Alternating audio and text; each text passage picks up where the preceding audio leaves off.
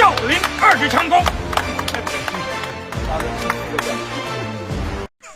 আয়ান দৌড় প্রতিযোগিতায় রাগ হয়ে গেল, রাগ হয়ে গেল, ইয়েস।